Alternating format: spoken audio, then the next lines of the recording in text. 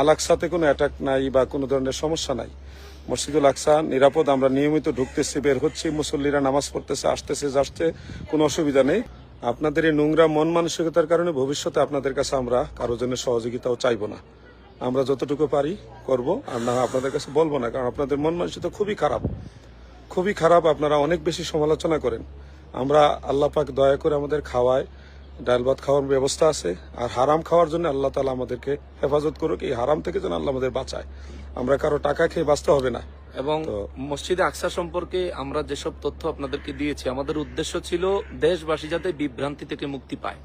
যারা একটা জিওগ্রাফি বা এআই প্রযুক্তি দিয়ে এই গোল্ডেন ডোমকে তারা একেবারে ধ্বংস হয়ে গেছে, ভেঙে গেছে, এটা প্রচার করে তারা বিভিন্ন ফায়দা নেওয়ার জন্য কালেকশন করে, তাদের দল ভারী করার জন্য, আন্দোলন করার জন্য, মিছিল, এগুলির পিছনে আবার অনেক ধরনের ডোনেশন আছে, উদ্দেশ্য আছে, কালেকশন। এই সবগুলো তারা মনে করেন অনেকটা অগ্রসর হয়েছিল। কিন্তু আল্লাহর কি মহিমা, আল্লাহ পাকের অশেষ দয়া, এই এট এ টাইম আমরা আল-আকসাতে আসলাম। এই আসার পরে আমরা যখন এই সঠিক চিত্রটা তুলে ধরলাম, তখন তাদের কিন্তু পুরো ব্যবসাটাই মানে চলে গেছে, মানে সমস্ত ধান্দা বন্ধ হয়ে গেছে, যার কারণে তারা আমাদের উপরে ক্ষিপ্ত। তো হ্যাঁ, আমরা বলছি এখানে আল-আকসাতে কোনো অ্যাটাক নাই বা কোনো ধরনের সমস্যা নাই। মসজিদুল আকসা নিরাপদ, আমরা নিয়মিত ঢুকতেছি, বের হচ্ছি, মুসল্লিরা নামাজ পড়তেছে, আসতেছে যাচ্ছে, কোনো অসুবিধা নেই। তবে যেই এলাকায় আমাদের মুমিন মুসলমান ভাইয়েরা গণহত্যার শিকার হচ্ছে, সেই এলাকাগুলো হলো আপনারা জানেন রাফা, গাজা, ওই অঞ্চলে ফুল সিল্ড, এবং এটা টোটালি সিল্ড। ওখানে যাওয়ার কোনো বন্দোবস্ত নাই।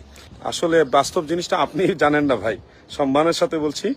এখানে একটা বাউন্ডারি আছে অনেক বড়, এই বাউন্ডারি পুরো জায়গাটাই হলো আল-আকসা মসজিদ, পুরো জায়গাটা। এবং একসময় গোল্ডেন ডোম এই মসজিদ ছিল না, এবং আপনাদেরকে যেটা দেখাচ্ছি, যেটা আল-আকসা হিসেবে আপনারা চিনেন, এটা এই মসজিদটাও একসময় ছিল না। এটা মাটির নিচে মসজিদ ছিল, মাটির নিচে। এবং ওইখানে আল্লাহর হাবিব ইমামতি করছেন। এই মসজিদের নাম হলো মসজিদে কিবলি, মসজিদে কিবলি। এবং দুইটা পাশাপাশি।